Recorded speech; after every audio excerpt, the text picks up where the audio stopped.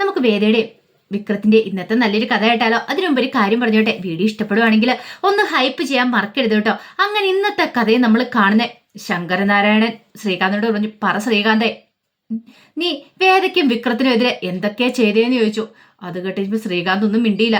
പിന്നീട് നിന്നോടല്ല ചോദിച്ചെന്ന് ചോദിച്ചു. അപ്പോഴേക്ക് ശ്രീകാന്ത് പറഞ്ഞു, ഞാൻ പലതും ചെയ്തിട്ടുണ്ട്. വിക്രത്തിന്റെ ചേട്ടനെ ഞാൻ ജയിലിലാക്കാനായിട്ട് ശ്രമിച്ചു. അത് മാത്രമല്ല, കമ്പനിയുടെ അവിടെ വന്ന് ഒച്ചപ്പാടും ബഹളം ഉണ്ടാക്കുന്ന സമയത്ത് അടിച്ചൊതുക്കാൻ ഞാൻ ശ്രമിച്ചിട്ടുണ്ട്. അതോടൊപ്പം തന്നെ അവനെ പോലൊരു ഗുണ്ട, അവൻ പക്ക ക്രിമിനലാണ്. അവനാണ് വരുണിനെ ഇല്ലാതാക്കിയത്. പിന്നെ അവനെ പോലൊരു ഗുണ്ടയ്ക്ക് വേണ്ടിയിട്ട് ഞാൻ എന്താ ചെയ്യണ്ടേ? അവനെ ഇല്ലാതാക്കണം തന്നെയായിരുന്നു എൻ്റെ മനസ്സിലെന്ന് പറഞ്ഞു.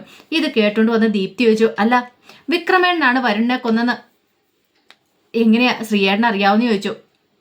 അത് കേട്ടപ്പോൾ ശങ്കരനാരായണൻ പറഞ്ഞു, എൻ്റെ മനസ്സിലൊരു ചോദ്യം ഉണ്ടായിരുന്നു, അതെങ്ങനെയാ നീ മനസ്സിലാക്കിയെന്ന്, എങ്ങനെയാടാ മനസ്സിലാക്കിയെന്ന് ചോദിച്ചു. അപ്പോഴേക്ക് ശ്രീകാന്തിൽ ഒരു പതർച്ച ഉണ്ടായി. ശ്രീകാന്ത് ഒന്നും മിണ്ടാൻ നിൽക്കുന്ന കണ്ടപ്പോൾ തന്നെ ദീപ്തി പറഞ്ഞു, ഒരിക്കലും വിക്രമേണൻ അങ്ങനെ ഒരു കാര്യം ചെയ്യത്തില്ല. കാരണം വിക്രമേണനല്ല ചെയ്തതെന്ന് എനിക്കറിയാം, നന്നായിട്ടറിയാം.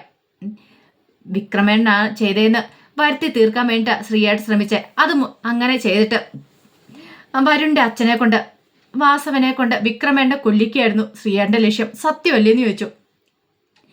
അത് കേട്ടുകഴിഞ്ഞപ്പോൾ ശ്രീകാന്തിന്റെ മുഖമൊക്കെ അങ്ങോട്ട് മാറി. സത്യമാണോട് ശ്രീകാന്തിനോട് ശങ്കരനാരായണൻ ചോദിക്കണം. പിന്നീട് കാരണം തീർത്ത് ഒറ്റ എണ്ണം കൂടെ പൊട്ടിക്കണം. ശ്രീകാന്ത് കാരണത്ത് കൈ വെച്ചിങ്ങനെ എന്ത് ചെയ്യണമെന്ന് അറിയത്തില്ല നിൽക്കുക. വീണ്ടും അടിക്കാനായിട്ട് കൈ പോയി കഴിഞ്ഞപ്പോഴത്തേനും ആ കയ്യേലേക്ക് അങ്ങോട്ട് കയറി പിടിച്ചു ശ്രീകാന്ത്. എന്നിട്ട് പറഞ്ഞു, ഇനി എന്നെ അടിക്കില്ലെന്ന് പറഞ്ഞു. അല്ല, വിക്രം വേദയും നമ്മളെ കല്യാണം കഴിഞ്ഞ് കഴിഞ്ഞപ്പോഴത്തേനും അച്ഛനല്ലേ പറഞ്ഞേ, ഏത് വിധത്തിനാണെങ്കിലും ശരി, വിക്രത്തിനെ കൊന്നിട്ടാണെങ്കിലും ശരി അവളിവിടെ എത്തിക്കണമെന്ന്. കാരണം ഈ കുടുംബത്തിന് അന്തസ്സും അഭിമാനത്തിനും ചേർന്നൊരു ബന്ധമല്ല അതെന്ന്. അതുകൊണ്ട് ഏത് വിധേനോ അവളെ ഇവിടെ എത്തിക്കാനാണ് ഞാൻ ശ്രമിച്ചേ. അച്ഛനിനി എന്തു പറഞ്ഞാലും ശരി അത് ഞാൻ നടപ്പാക്കുക തന്നെ ചെയ്യുമെന്ന് പറഞ്ഞു. ഈ സമയത്താണ് വേദ അങ്ങോട്ടേക്ക് ഇറങ്ങി വരുന്നേ. അപ്പോഴേക്കും ശങ്കരനാരായണൻ ചോദിച്ചു, എടാ നീ എന്തു പരിപാടിയാടാ കാണിക്കണേ? നീ എന്താ ഇങ്ങനെയൊക്കെ ചെയ്യണേന്ന് ചോദിച്ചു. ഇത് കേട്ട് കഴിഞ്ഞപ്പോഴത്തേനും ശ്രീകാന്ത് ശങ്കരനാരായണനെ നോക്കിയിട്ട് പറഞ്ഞു, അല്ലെങ്കിലും അവനെ പോലൊരു ഗുണ്ട അവൻ ഒരു കാരണവശാലും വേദയുടെ ജീവിതത്തിലേക്ക് വന്നുകൂടായിരുന്നു. അവനെങ്കിലും ഒഴിവാക്കാനാണ് ഞാൻ ശ്രമിച്ചതെന്ന് പറഞ്ഞു. ആ സമയം വേദ വന്നിട്ട് പറഞ്ഞു, ശ്രീയേട്ടൻ കാണിച്ചൂട്ടി എന്തൊക്കെയാണെന്ന് ശ്രീയേട്ടൻ നന്നായിട്ട് അറിയാലോ. ശ്രീയേട്ടൻ മാത്രമല്ല ഈ പല ചതികളും ചെയ്തേ. ശ്രീയേട്ടനോടൊപ്പം വേറൊരാളും കൂടെ ഉണ്ട്. ആളുടെ പേര് പറയത്തെന്താ, എന്താ പറയാൻ ബുദ്ധിമുട്ടാണെന്ന് ചോദിച്ചു. അത് കേട്ടപ്പോൾ ശ്രീകാന്ത് വേദയ്ക്ക് നേരെ തിരിഞ്ഞു. ഞാൻ പറയാം. പക്ഷേ അതിനു മുമ്പ് ഒരു കാര്യമുണ്ട്. നീ ഇവിടെ ഒരുത്തന്നെ രഹസ്യമായിട്ട് ഒളിപ്പിച്ചു വെച്ചിട്ടില്ലേ, അവനെ ഞാൻ അങ്ങോട്ട് പിടികൂടട്ടെ എന്ന് പറഞ്ഞു. അത് കേട്ടപ്പം ശങ്കരനാരായണനും പത്മൊക്കെ പരസ്പരം നോക്കി. ആരെ? അതെ, എല്ലാത്തടത്തും പോലീസ് അന്വേഷിച്ച് നടക്കുക ഇവളുടെ ഭർത്താവായ ആ ഗുണ്ടാ വിക്രമനെ. പക്ഷെ ഇവൾ നൈസായിട്ട് എന്ത് ചെയ്തു, ഈ വീട്ടിൽ കയറ്റി അവനെ അങ്ങ് താമസിപ്പിച്ചു. ആരും അറിയില്ലെന്നായിരുന്നു ഇവളുടെ വിചാരം. പക്ഷെ അവനെ കൈയോടെ ഞാൻ പൊക്കോണ്ട് വന്നിട്ട് സത്യങ്ങളൊക്കെ അങ്ങോട്ട് വിളിച്ചു പറയാന്ന് പറഞ്ഞു. ഇത് കേട്ട് കഴിഞ്ഞപ്പത്തിന് വേദ പറഞ്ഞു, ഇത് ശ്രീയേട്ടാ വെറുതെ അനാവശ്യം പറയരുന്ന് പറഞ്ഞു. അനാവശ്യമോ? ഞാൻ കാണിച്ചു തരാടി. അങ്ങനെ പണിക്കത്തെ വീടിന്റെ അന്തസ്സും അഭിജാത്യം കളയാനായിട്ട് നിന്നു ഒരിക്കലും ഞാൻ സമ്മതിക്കില്ല എന്ന് പറഞ്ഞു. ഏതെങ്കിലും ഒരു ഗുണ്ടയുടെ കുഞ്ഞിനെ പ്രസവിച്ച് സുഖമായിട്ട് ജീവിക്കാൻ നീ വിചാരിച്ചോ? ഒരിക്കലും നടക്കല്ലടി. പിന്നെ അച്ഛനെല്ലാത്തിനുള്ള മറുപടി ഞാൻ ഇപ്പം തന്നെ തരാം. അതിനു മുമ്പ് ഞാൻ അവനെ അങ്ങോട്ട് പിടിച്ചുകൊണ്ട് വരട്ടെ എന്ന് പറഞ്ഞുകൊണ്ട് നേരെ വേദയുടെ മുറിയിലേക്ക് കയറി പോകാൻ തുടങ്ങുമ്പോൾ വേദ പറഞ്ഞു, വേണ്ട ശ്രീയേട്ടാന്ന് പറഞ്ഞ് തടഞ്ഞു. പക്ഷെ അയാളെ സമ്മതിച്ചില്ല. ശ്രീകാന്ത് നേരെ വേദയുടെ മുറിയിലേക്ക് കയറി പോകണം. ഈ സമയത്ത് വേദ പിന്നാലെ പോയി. ബാക്കി എല്ലാവരും കൂടെ അവരുടെ പിന്നാലെ അങ്ങോട്ട് മുറിയുടെ അങ്ങോട്ട് ചെല്ലുവാണ്. അങ്ങനെ ശ്രീകാന്ത് അകത്ത് കയറി അവിടെയൊക്കെ നോക്കുകയാണ്. നോക്കിയിട്ട് അവിടെ ഒന്നും വിക്രത്തിനെ കണ്ടില്ല. വിക്രത്തിനെ കാണാതെ വന്നു കഴിഞ്ഞപ്പോഴത്തേനും ശ്രീകാന്ത് പുറത്തേക്ക് ഇറങ്ങുവാണ്. ആ സമയത്ത് വേദ പറഞ്ഞു, എന്താ കണ്ടില്ലെന്ന് ചോദിച്ചു. കാണിച്ചരാടിയെന്ന് പറഞ്ഞ് വീണ്ടും ഒന്നുകൂടെ കയറി അകത്തേക്ക് നോക്കി.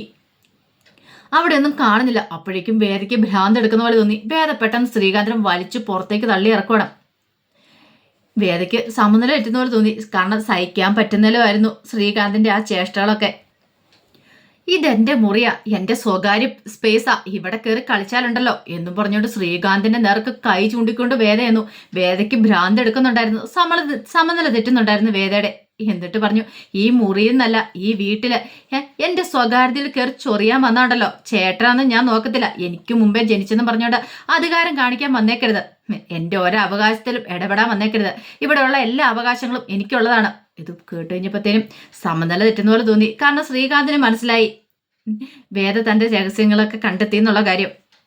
പിന്നെ ഒരു കാര്യം പറഞ്ഞല്ലോ, പണിക്കത്ത് വീടിന്റെ അന്തസ്സ് കളയാൻ വേണ്ടിയിട്ട് ഒരു ഗുണ്ടയുടെ കുഞ്ഞിനെ ഞാൻ പ്രസവിക്കാൻ പാടില്ലെന്ന്. എന്നാ കേട്ടോ, ആ ഗുണ്ടയുടെ കുഞ്ഞിനെ തന്നെ ഞാൻ പ്രസവിക്കാൻ പോന്നേ.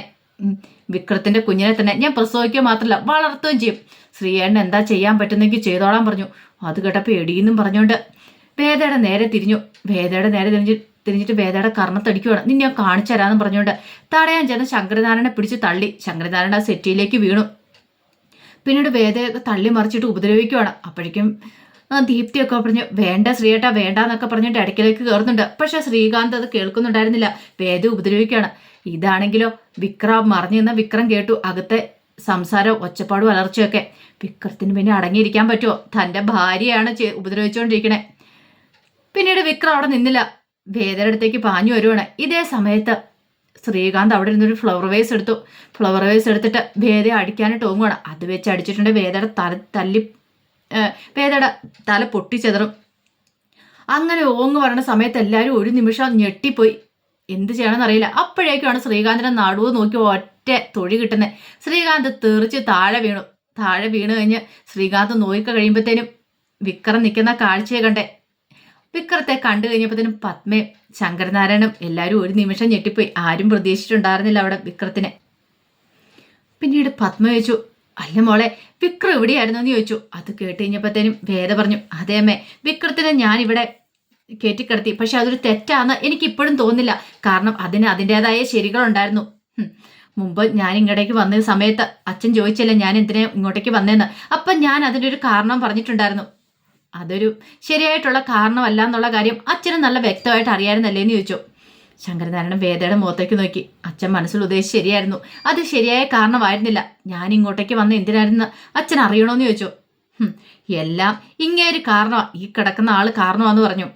അച്ഛൻ അറിയാവോ, ഞാനും വിക്രത്തിന്റെ അച്ഛനും ഞങ്ങളെല്ലാവരും കൂടെ കൂടിയിട്ട് ശുചീന്ദ്രത്തേക്ക് പോയിട്ടുണ്ടായിരുന്നു.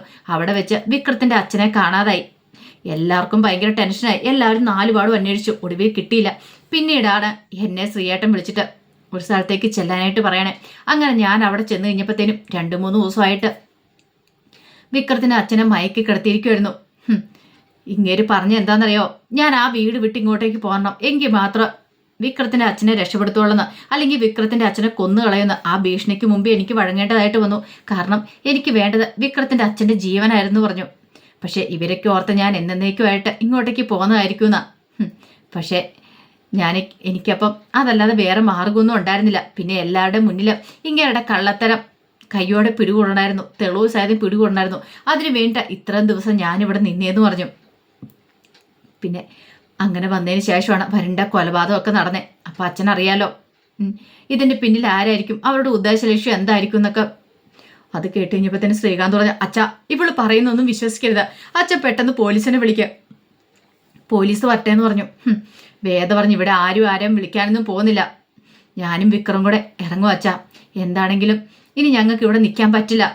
പക്ഷെ ഞാൻ ഇതിനു വേണ്ടി പോരാടും. വരുണ്ണെ കൊന്ന ആരാന്നുള്ള സത്യം പുറത്തു കൊണ്ടുവരിക തന്നെ ചെയ്യും.